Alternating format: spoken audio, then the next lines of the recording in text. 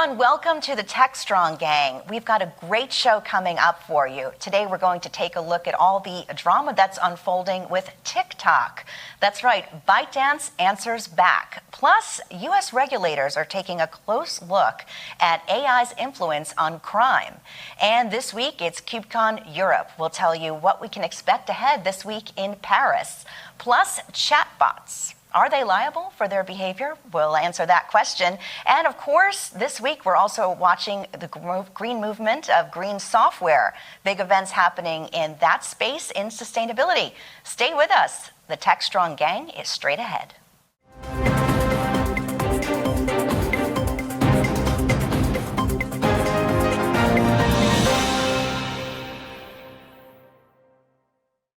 Hello and welcome to the Techstrong Gang. I'm Bonnie Schneider, Sustainability Editor for Techstrong, and I'm pleased to be joined by our panelists today on our show. First, we have Amanda Razzani, who is our editor of Techstrong.ai, as well as Digital CXO. Amanda, great to have you here. Happy to be here. And Sharon Florentine, our managing editor straight from Philadelphia, Pennsylvania. Sharon, great to have you on. Great to be here, Bonnie. Great to be here with both of you. Thanks. Yeah, it's a real pleasure to have it, to be just the three of us on. We've got so many exciting topics to talk about, and of course, AI sort of floating through all of them as we get going. So I wanted to talk about that since we're on that subject, Sharon. This is a big week. We've been talking about, really over the past few weeks, what's going on with TikTok and the movement to whether shut it down, not shut it down, but now ByteDance, the owner of TikTok, is answering back. So what is the latest on that? Yeah, absolutely. So we've been covering this over on Security Boulevard, and really what happened was when news that the potential ban was coming, TikTok's owner informed its user base and encourage them to do the democratic thing, which was to contact their legislators and make their voices heard, which in a democracy is something that you really want to encourage, I would think. But it seems legislators were not expecting the level of resistance that they actually got. We've got the whole story on Security Boulevard, but it's going to be interesting to see how that plays out. You know, on one hand, you really need that kind of engagement in the democratic process, especially when it comes to something as critical as freedom of speech really is, in my mind, what it comes down to, and whether or not they're going to block that or allow that to happen. So I'm kind of on the edge of my seat here, and I do want to tease that we will probably have some more stories on Security Boulevard coming on that today. So check those out. I'll be interested in reading those because I feel like that's kind of crazy how far removed they were if they didn't realize the lashback that they would receive when there are millions of users of TikTok. That just surprises me that they're surprised. It's so true. I think what's interesting about TikTok, as someone who maybe goes on there quite often, I can tell you that I admit it. It's hard once you start. It's hard to stop watching the videos. But it really is an app that attracts all ages. And I think one of the also surprises of the legislators to receive the responses, it wasn't just coming from kids. You had senior citizens that are saying, "I spend all day and all night on this app, and if you take it away." What am I going to do? So the outpouring of responses from people that make a living, whether it's businesses or people that are just having fun on the app, really was overwhelming. Yeah, it's a significant way that a lot of folks worldwide get their news. You know, a couple years ago, there was a lot of talk about internet and oh my gosh.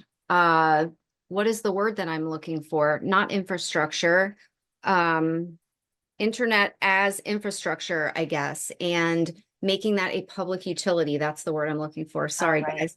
And, you know, most people around the world have mobile phones, and that's how they access information, and especially through apps like TikTok. So taking that away leads to a less informed populace. Yeah, I mean, What do you think, Amanda? I mean, is it just TikTok, or can we say something similar about Facebook, Instagram? You know, there's a lot of apps that we're spending time on, but I guess this one is the controversy, or who the owners, and that there might be a foreign influence to it. That's right, Bonnie. I haven't read a ton of information on it to have all the details, but I know their concern is the country that's behind it and the data being collected and what that data is being used for. But in my opinion, and I think many people feel the same way. Our data is out there all over the place. I'm basically just an open book of data along with millions of other people. So, Right. Yeah. If they're going to restrict the types and kinds of data that, say, ByteDance can collect and then what they can do with it, why would they not also apply that to US owned companies like Facebook, Instagram, you know, all of those social media? You can't, in my mind, you can't apply it to one and not to the others.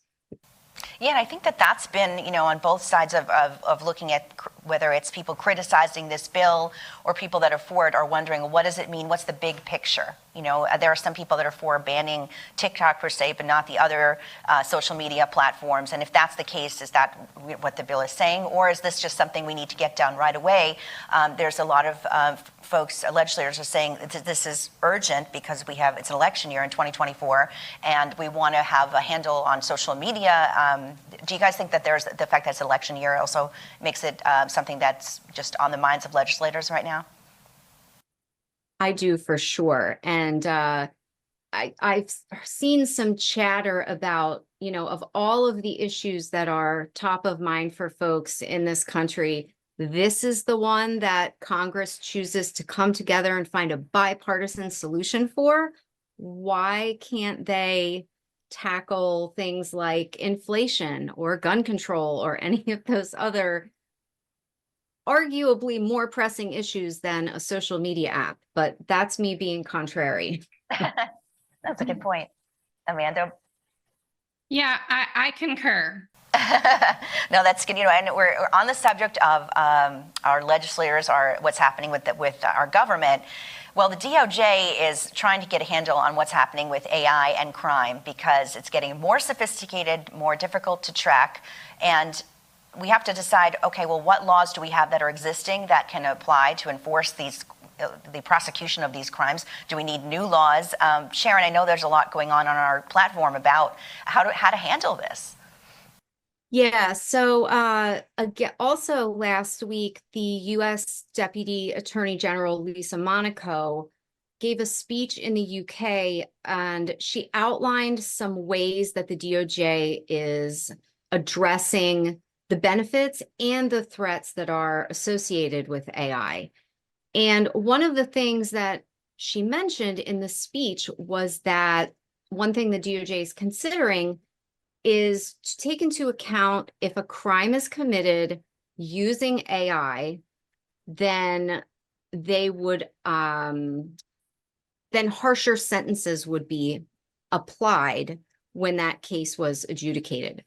So they're kind of making the comparison to, I mean, the law also applies harsher penalties for crimes that are committed using weapons that enhance the danger of a crime. And what they're saying is that much like a knife or a gun or something like that, AI can make a crime more dangerous and enhance the danger.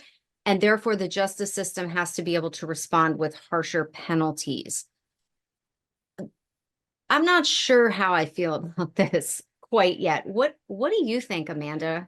Because you're more in the AI space, I think, than I am. Do you think that it would really enhance the danger? That depends at the level that the AI is at. So right now, first of all, there's a real human element behind all the AI, training all the AI. So whatever the AI does, there's a human responsible behind it. And it's not really to that level where we have, you know, post-apocalyptic situations and AI robots, you know, committing crazy crimes and taking over. Right. You know, they're not to that singularity yet to think on their own. and necessarily be that dangerous. But in the future, as they become more intelligent, the technology becomes more intelligent, it might be a concern when threat actors get a hold of it and use it for all these different dangerous means. Yeah, I agree. I think it's interesting, that speech that you mentioned, because that's showing this is going to be a crime we take seriously. That's what Lisa Monaco is saying, and it's to deter the incentive of committing the crime. But Amanda, when you're right about the human behind it. So if we're saying, okay, are we going to prosecute? Who are we going to prosecute here? At what point? Because when it comes to AI, there's a lot of different ways AI gets influenced, the way it learns and gets better through time. How can we tie it directly into one particular person if it's been learning over time? So I think that it's going to be a tough one to enforce, but I think it's good that the government is getting ahead of some of the most heinous crimes that could be committed related to AI. As you both mentioned, we're still in the early stages of this. Yeah, absolutely. Yeah, well, AI is obviously on the minds of people around the world, and another topic that's on the minds of everyone is cloud native. And this is a big week because we have a major global event happening in Paris, France right now, which is why the three of us are here. The rest of the team is in Paris, and they're going to be doing live Techstrong Gang shows from Paris, which will be really exciting. But what am I talking about? It's KubeCon Europe 2024. And Sharon, what's on I know in cloudnativenow.com, folks are talking about this event. Many people are already in Europe getting ready. I think it starts officially tomorrow. What do we have? What's the hot topics of conversation there?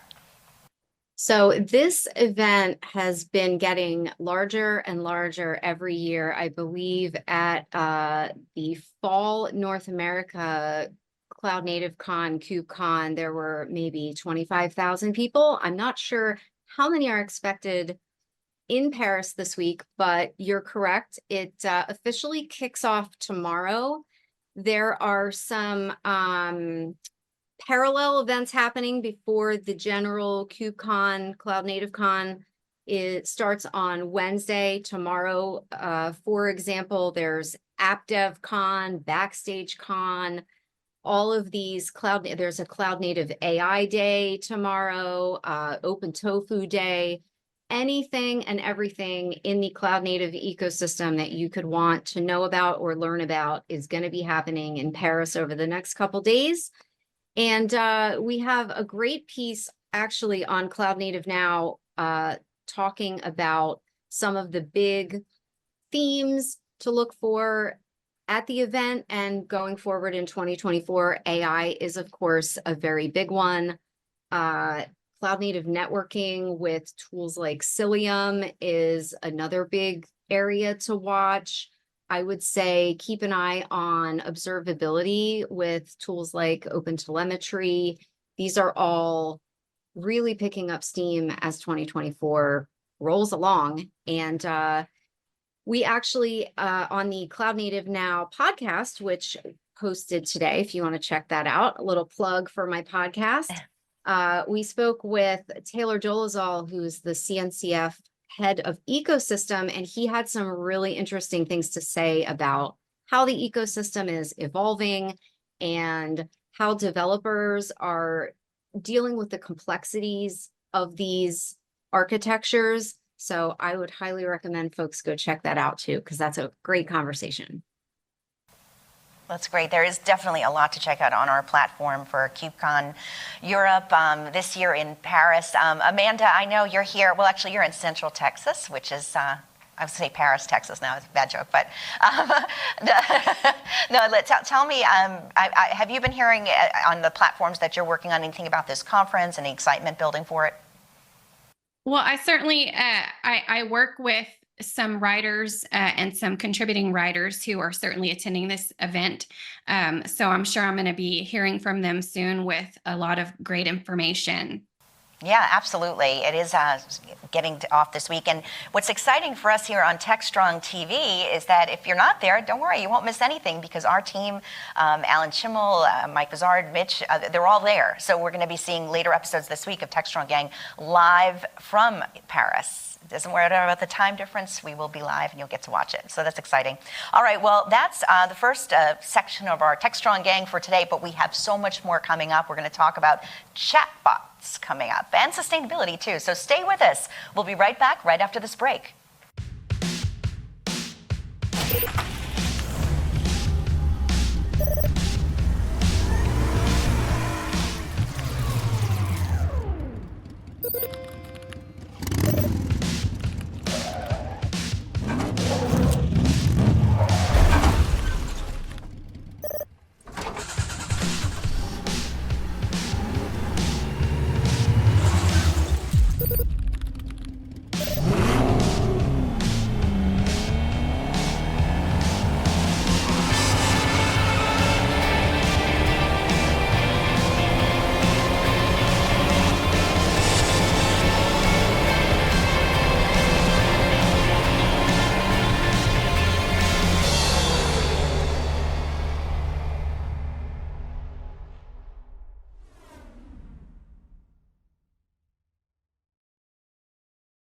Welcome back, everyone, to the Techstrong Gang. I'm pleased today to be joined by our panel. We have Amanda Rosani.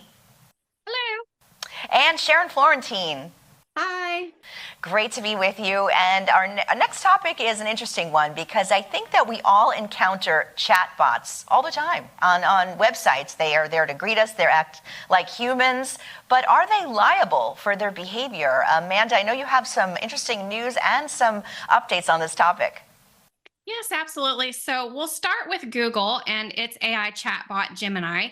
And ahead of the elections, it has decided to restrict some of its capabilities and restrict some of the questions, the political questions that it will respond back to, just because they are concerned about some bias and the ways in which it will respond if it's factual. And this is kind of similar to an issue they had a while back where people would ask for it to generate images, and those images were not factual historically. So they're trying to figure out how to kind of roll back some of the bias from the training that's been put into it. And therefore, it is restricting some of its capabilities ahead of the election.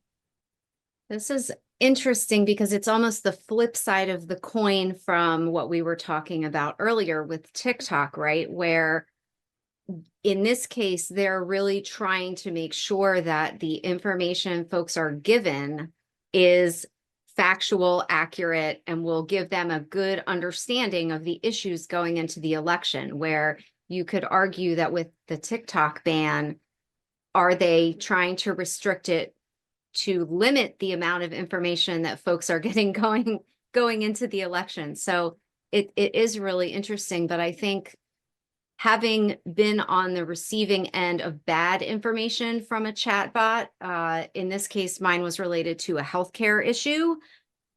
It's no fun when it tells you the wrong information, and then, you make decisions based on that, and then later find out, why no, your medication was not in fact covered, or, something similar in that regard. But I guess I never really thought about legal liability. It does make sense because they're trying to make chatbots as human as possible. They're, as Amanda mentioned in an earlier segment, you have humans that are kind of programming the AI, so it does start somewhere, but there does tend to be frustration because at some point the chatbot just can't answer all your questions. At least that's what we find, whether whatever sites you're on. And one of the more popular ways I think that people encounter chatbots is when they're planning a trip or traveling somewhere, whether it's on booking airline tickets or booking a hotel. There's a chatbot ready to pop up and greet you. But sometimes things don't always go as planned. Amanda, right? I know that happened in Canada recently. Yes, absolutely. So there was a recent court case where a Canadian court ruling where Moffat versus Air Canada, the customer asked the chatbot for help via the Air Canada website. and received wrong information and proceeded to take actions based on that wrong information. And when met with problems, Air Canada refused to reimburse and help him, so it went to court. And Air Canada was trying to say that its AI chatbot was responsible for its own actions, its own entity with its own legal responsibilities. And of course, the court ruling sided with the customer and said that Air Canada clearly should realize that that's simply a technology tool on its website that it created and would be responsible. That's wow. They really tried to fall back on, well, the AI is self-aware. That's a little Terminator-esque for me, I think. I can't believe that. Yeah, that's funny. No, I was just thinking like they give the AI chatbots a name and a face, but in the end, who's at fault? Sharon, you're right. I mean, I absolutely 100% agree with that court. I mean, where it's not as though the AI sprung fully formed into the world and decided to get a job at Air Canada doing customer service. Although, we've had some interesting pieces too on Security Boulevard, especially from Mark Rash, who's one of our cyber law writers, and he tackles this issue quite frequently about, where are the lines and what kind of legal liability do companies have? Do AI creators have? What are the courts deciding about intellectual property rights, and whether an AI generated image or story or piece of text or piece of music, because it draws from existing content right now, especially with generative AI, does that infringe on copyright and folks' legal right to the things that humans have created that then all go into the big amalgamation that make up what the AI generates? It's fascinating, and as far as I can tell, there's still been no definitive answer in the courts, unfortunately. But seems like in this Air Canada case, they did get it right. Absolutely. I think it's so funny, but it does raise a question about the future, which I think is a long time away, when we have AI able to think and act for itself. But at that point, when it comes to that point, do you trace it back to who was responsible initially for training the AI? And there's so many people training the AI Right. in the first place. Who gets the blame if the AI does go wrong in the future when it is thinking by itself? And sometimes when it does that, I know this has happened to me using AI. It'll say something and I'll say back, where did you get that statistic or fact? And then the AI will be like, well, I made it up. So if you corner it, it'll give you the answer. So sometimes it'll seem so official. It sounds so great, but it's not. It's not even real. So sometimes, even if it was originally programmed by a human and it learned, it's still in the end maybe not giving you the most factual information. But I'm kind of glad that we're talking about this topic, because coming up May 21st, we have a big event ahead of us here in Techstrong, all about AI, Amanda, right? Oh, yes. So it's called the Artificially Intelligent Enterprise. And this is on May 21st. Go sign up, find the event. It is going to be the world's largest free virtual AI event. We have so many speakers, and one of our speakers is Mark Hinkle, who is also a contributing writer to our site. And he has an article on Techstrong AI about things to consider when it comes to AI adoption. So some of the top things to consider that are holding people back would be identifying use cases for the AI. That's the biggest one at the top. Next is legal concerns, which clearly makes sense. And the third is company culture, not seeing the need for why they need to implement AI. And then you've got risks that people are concerned about. So unexpected outcomes makes the top of that risk list. And then security vulnerabilities and safety. and then fairness and bias and ethics, which we've already talked a little bit about today.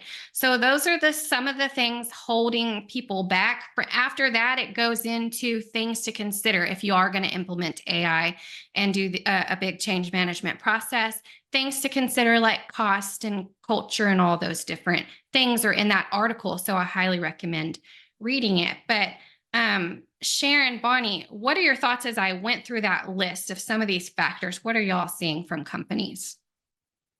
I mean, definitely the risks part is huge, especially like I was saying, especially with generative AI in software development, for example, before a generative AI tool can write software, it needs examples to pull from. And so data security and accuracy is huge.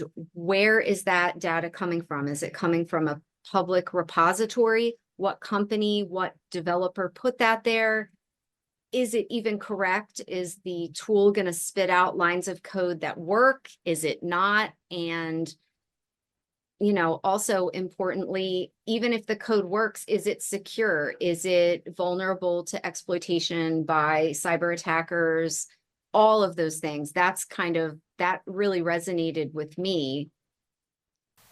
I think that's a good point. I mean, we're looking at all of the, I don't want to say downsides, but the risks that can happen as we lean further into AI, and globally, companies are doing that with good reason to get things done faster, have a more vast data set to examine. And one of the initiatives that I've been writing about on ecotechinsights.com as well is, what is the role of AI in fighting climate change and being more sustainable? There's two sides to this coin. We have innovations in technology that are creating solutions to reduce carbon emissions, but we also have incredible amounts of computation power that's from AI that's draining resources, and people are looking for ways to save energy. But on the topic of innovations, one of the biggest detriments of climate change is the loss of biodiversity, whether it's happening in our nature, in our forests, our ecosystems with animals or with plants,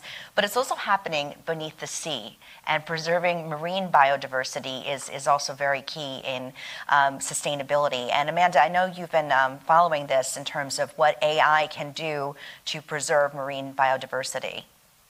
Yes, definitely. So we had a recent article on Techstrong AI about the Global Fishing Watch report, and they used AI to comb through millions of data points from around the globe to see how many illegal fishing boats and other illegal activities might be happening on the seas.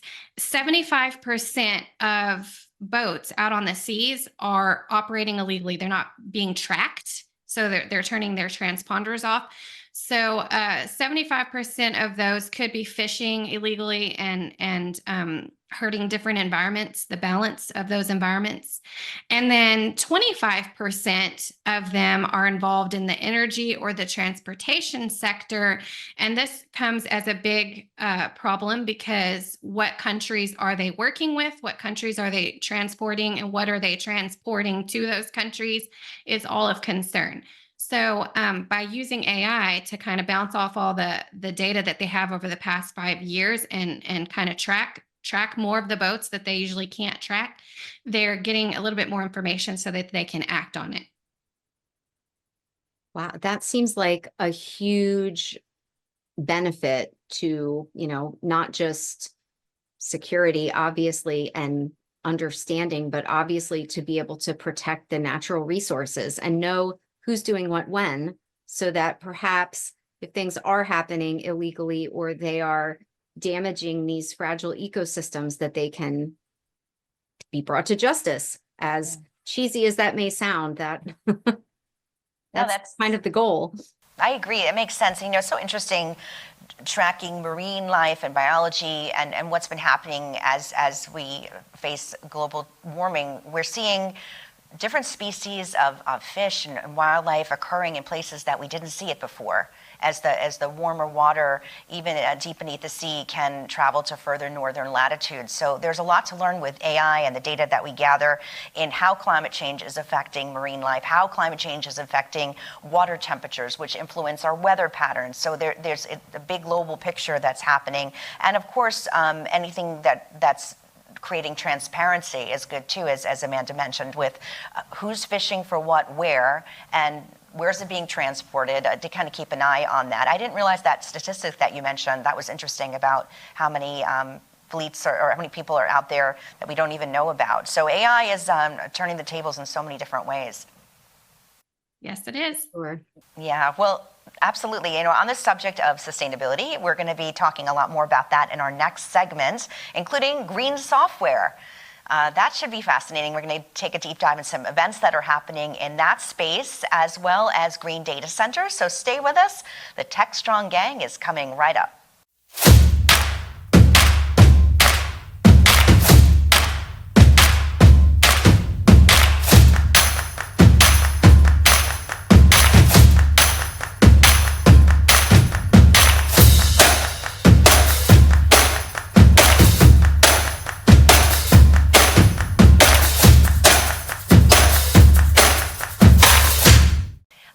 Welcome back to the Techstrong Gang. I am pleased to be joined by Amanda Rosani in Central Texas. Hello. Hi, Amanda, and Sharon Florentine in Philadelphia, Pennsylvania. Hello. Great to have you both here. And today we're all now continuing with our great show. We've been talking a lot about AI, and I want to move into a different gear and talk a little bit about sustainability, because today, straight through April 8th, there's a new event that's happening with the Green Software Foundation. Many of our viewers are involved in green software, and Green Software Foundation is doing a hackathon. It's the Carbon Hack 24 event, hosted, as I mentioned, from the Green Software Foundation. And they're going to be exploring different ways we can code and just be able to develop software in a more sustainable way. And they're also introducing a new tool that they have called the Innovative Impact Framework, which is a tool that's aimed to mitigate and measure carbon emissions. And it's interesting covering this on Ecotech Insights, because I just did an interview with Asim Hussain, who's the executive director of the Green Software Foundation, and that you can watch today on Techstrong TV. It'll also be on ecotechinsights.com. And Asim is based in the UK, and it seems like over there, it's almost ahead of the curve, I'd say, than what we're experiencing in the US, but the interest in green software is growing. Sharon, I'm wondering if you're seeing that on the platforms and on Techstrong. I absolutely am, Bonnie. There is a huge push, at least from the folks that I'm talking to, not just from figuring out how to make software more sustainable, but in the data center too. They're a huge, huge source of energy. Obviously, they need a huge amount of energy to run. They require a lot to cool, and figuring out how to do that sustainably is one of the biggest challenges that companies are facing. In fact, it's not even just with software and with data centers, but even into finance and even things like blockchain, Bitcoin, Ethereum. There was a big to-do last year when Ethereum did what they called the merge, which is when they moved to a much more carbon friendly, I guess that's not really the term though, is it, Bonnie? Not carbon friendly or carbon neutral way of generating Ethereum. I am not the expert there, obviously, so. No, I mean, the object is, to emit as little as possible, or get to carbon zero, where they're not emitting anything. Amanda, are you also seeing this on Techstrong AI, and of course Digital CXO, where you're talking to a lot of corporate leaders that are, I think, now having to deal with new mandates and that are putting out compliance issues when it comes to sustainability? Most definitely. It's certainly a big focus of business leaders to reduce this carbon footprint and reduce the energy output. And also, with AI coming into the picture and some of the technology implementations, there's a big technical waste too, and what to do with, all the old technology as well. So there's a lot of different points to consider. And I think, there's a lot of moving parts in order to get there, and it's going to take a little bit of time. It can't just be done with the snap of fingers. It's going to take some time, just because there's many different teams that have to work together. There's issues of the cost and the culture of the company, bringing everybody together to work toward the same values and goals and be in alignment. I agree with that. And it's just coming more to the forefront. Just last week, the SEC finalized rules where public companies have to do mandatory disclosures on the carbon that they're emitting. So, for example, direct emissions, that's scope 1, indirect emissions, scope 2, but the rules were adjusted to, in certain cases, have to report scope 3 emissions. So scope 3 emissions are those indirect emissions that can be found throughout the process of a supply chain involuntarily as well. But of course, there's been pushback on both sides, and certain states are pushing back on this legislation, saying, well, does the SEC really have the right to mandate these rules? But in any case, it is just bringing about more awareness to businesses and the carbon that they're releasing. How are they measuring it? How are they tracking it?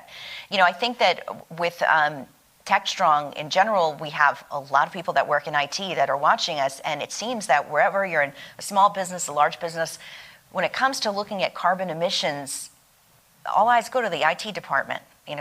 What are you guys doing? What's your plan? Sharon, are you finding that as well? Yes. And one thing that I'm noticing is there is also a huge push toward observability and being able to, in a purely software focus, be able to tell what your application is doing using metrics, logs, traces, and especially with the move toward cloud native computing with distributed tracing, which is much more complex and difficult. But one thing that folks seem to be doing is adding carbon metrics and energy usage metrics into their observability platforms. So you can track how much energy a certain application is using. How does that contribute to the company's overall footprint? What can you do to reduce it? And as companies spin up cloud instances, that they also need to monitor that, not just for energy, but for cost. And so all of these things are kind of converging, you're exactly right, on the IT department to solve. But I think we can do it. Yeah, I think so too. I think that a lot of organizations have very ambitious goals for 2030, for example. Amanda, you were mentioning that a lot of executives, digital CXO, and also in Techstrong AI are looking for ways throughout probably their entire work process, right? In terms of reducing carbon emissions and being more energy efficient. Yes, and it's just the biggest point being made here is that all the different teams across the company have got to come together with the same, be aligned with the same goal and work together. It does not all fall on the IT team. That's true. And another piece of news that came out is probably not surprising to many, is that the green data center market, meaning ways we can properly give energy to a data center, but keeping it cool, but not being taxing on our energy. So green data centers are growing. And in fact, by close to $2 billion, that's the projected reach of the market by 2029, which isn't that far away. So this is something that was unique, or different ways we can do this. But now it's a big business. It's a big business objective. Sharon, does that surprise you at all that green data centers are growing so fast? I'm pleased. I'm surprised in the sense that I'm very pleased to hear that the market will be that big. I think this is happening also in parallel with things like IT asset lifecycle management, which is, like Amanda mentioned, legacy tech. And what do you do with all the old machines that you don't, they're not up to the performance standards that you need, or, they don't have the latest and greatest cutting edge innovations there that maybe your company needs. There are specific businesses that have sprung up to take those refurbish them, sell them to small businesses, reuse, send them to developing countries that are just building their technology infrastructure. And it keeps it out of landfills. It can reduce some of the, some of the negative effects of that, older technology. But I'm thrilled to see also that green data centers are on the rise, as they should be. That is a great point, because there's so much equipment that becomes obsolete, but even more will become obsolete as we find it's not energy efficient. We need to just get rid of this, not just because it's old, because it's an energy sucker, basically. And I know, Amanda, where you are in Central Texas, it's almost spring, but it's spring to summer goes very quickly in Texas. So the heat is a big issue with data centers. And okay, how do we keep them cool? We have an aging grid that's already being taxed as we have global warming and we have temperatures rising. So what's your perspective being there and being into a warm place, but also a center of tech? You have Austin there, so you have two things happening at once. Yeah, you're absolutely right. We're becoming very largely tech focused in many of our big cities, Austin, Dallas, especially. And we do have really warm days already. We've had some days in the 90s within the, over the last month. So Yeah. I can only imagine if it's anything like last summer, we had some 118-degree days. It's a huge issue to, the amount of heat that comes off of these data centers. It's a huge issue to keep these centers cool and find ways around that. And also, yes, you mentioned the electric grid is also always an issue. So the amount of electricity being pulled, for these machines to work, all a big concern that I'm sure our company leaders are focused on. I agree. Well, this has been a great opportunity to speak with you both directly on all these interesting issues, from AI to legislation to sustainability and even chatbots. I think we covered it all today on the Techstrong Gang. So Amanda Rosani, thank you so much for joining us, and Sharon Florentine, it was a pleasure speaking with you today. Yes, it sure was. Yeah, you too, Bonnie and Amanda. Great to hang out with you, and maybe we can do this Techstrong Girl Gang again soon. I like that. That sounds great. Well, for everyone watching Techstrong Gang, thank you so much for joining us. And stay with us on Techstrong TV. We have a full lineup of terrific interviews that are coming up. And later this week, you'll get to see live coverage from KubeCon Europe, straight from Paris. You'll see our team leaders there doing live interviews and giving a real inside perspective on all the energy in Paris this week. Sounds great. All right, from everyone in Techstrong, I want to wish you all a great day, and we'll see you here next time. Thanks.